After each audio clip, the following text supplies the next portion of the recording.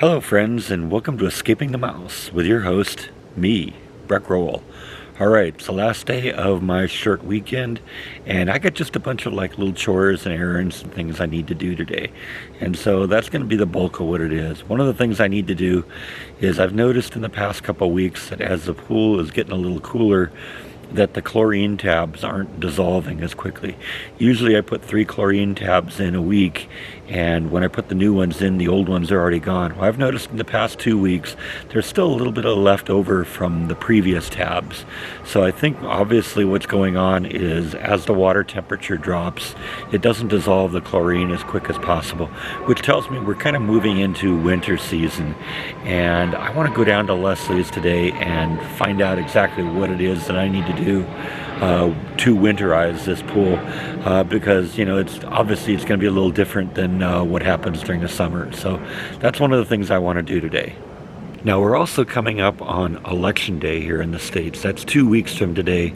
And since I've moved, since I voted last time, I want to go down to election headquarters and just make sure everything's straightened out, because I don't want to get to the polls on Election Day and find out, oh yeah, there's something wrong because you don't live there anymore or whatever. So I want to get that all straightened out today. So obviously that's going to be on the same trip. Additionally, I've begun getting some emails from some of my viewers with color suggestions for this room. So I want to go out to Home Depot and pick up some paint chips today so I can actually look at the actual paint chips in the room and compare them with what's here, and then make my choices so that we can put this up to a vote. So that's going to be part of the task today, is to go collect some of those paint chips. Additionally, it's still not too late. We got 2 more weeks where you can send your own paint chip suggestions for what I do in this room. As usual, I can work with Sherwin-Williams paint, Behr brand paint, Glidden paint, and I think Valspar is a fourth one that I can also work with. So if you have an idea of what you think would be good color, I'm thinking I want kind of have a little light color in here because the furniture is really dark. And there isn't a whole lot of light in here to begin with. So if you have any ideas using one of those 4 brands of paint, send me a photograph of a paint chip. Make sure I can read the number on it and tell exactly what it is I'm looking at. Like I said, I'm going to go pick up a couple of paint chips, but it's not too late for you to make your own submission. So if you have an idea, email them to me at escapingthemouse@gmail.com. And the last day I'll be collecting paint chip suggestions for this room will be October 31st, Halloween Day. So get them in now. I also want to take a few things over to Goodwill. This chair is actually really nice. It's brand new. I bought it just a year ago when I had the kitchen table that was kind of that bar thing in the apartment. But I don't really need it now, and it's in the way. So we're going to get rid of that. I also have a bunch of old CD racks. You recall that I used to work at a company that manufactured CDs, and I got all sorts of demo discs and promotional things and advertising things and all that stuff. And I kept all those for years and years and years. And I finally dumped a bunch of them and kept the stuff that I wanted. I kind of consolidated over here into my CD shelf. So, some of those CDs, the ones I wanted to keep, ended up on the bottom shelves here. And the ones I didn't want to keep, which is like most of them, ended up in the trash. So since I don't have the CDs anymore, I don't really need the CD racks. So those are going to go over to Goodwill as well. Now, I think I'm going to probably keep these because I still got stuff in them. But we'll hide that somewhere, and that may go in the closet somewhere. But that's also the task today, to make a run over to Goodwill.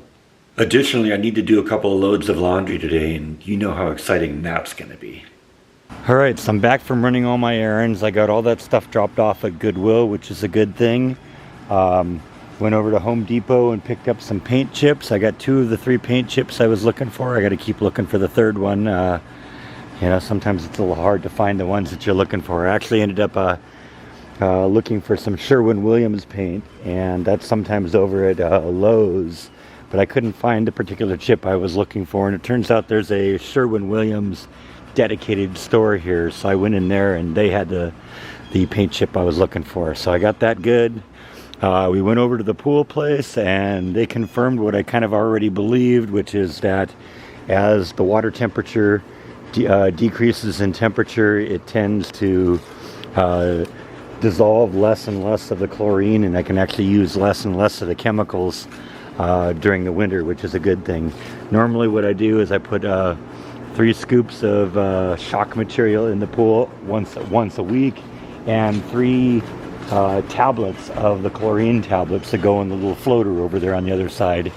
And once that's done, you know, next week I come in and that little floater thing is usually empty. But now that we're kind of getting into the winter here, what's going to happen is that I'll go down to using 2 and maybe even 1 chlorine tab every week as needed. And the shock material, which is the real expensive stuff, that's like $150 a barrel. That will go down to being used once a month, so I'll use a lot less of that. Now I'm actually noticing right now that my little floater thing broke loose of its cord, so I'm going to have to kind of try and reacquire that thing and tie it up to the side here, but it won't hurt that it's floating around out in the center there. It's just, you usually don't want that happening when you're swimming in the pool, because you don't want that thing floating around all over the place. You want it kind of in one place, but that's okay. Probably going to reel the robot in too, because the robot's out there and it doesn't need to be out in the middle right now. I also inquired about pool covers. They've got several options available for me, and they aren't really terribly expensive. Now, they were bringing up the same concern I had, which is if you put a pool cover over it, all of the rainwater is going to pool in the center here, because it's not going to make it up over the edge of this. And they've got these little floater things that are like 4 foot by 8 foot. They just go in the pool underneath the cover and keep it lifted off the water, keep the cover off the water level, so that water doesn't pool in there, and so you can get the leaves out. They also have kind of what they call a pool net, which is something that will allow water to pass through, but leaves will kind of stay on the top. And I don't know if I want to do that, because if you get a pool net, then the pool net's going to be sitting in the water, and any leaves that are accumulated on it are going to probably end up, leaching materials into the water, and I don't want to do that if possible. So I think I'm going to really seriously look at the pool cover thing, the actual tarp kind of thing that they were showing me, because I think that'll work. It's only going to be about $80, which isn't terribly expensive. And then the little floater things that they have that are 4 foot by 8 foot, they're about $20 a piece. So probably need several of those, and we'll probably at some point look seriously at that. But it is good news that I can start using less chemicals, and that kind of my observations about what's happening as the water cools down were accurate. So they also recommended that as we start having longer and longer days, we start putting more and more of the chemicals in there, and that we should be back to full strength on the chemicals by about mid-March, just to keep things from turning green like happened last year. That was no fun, right?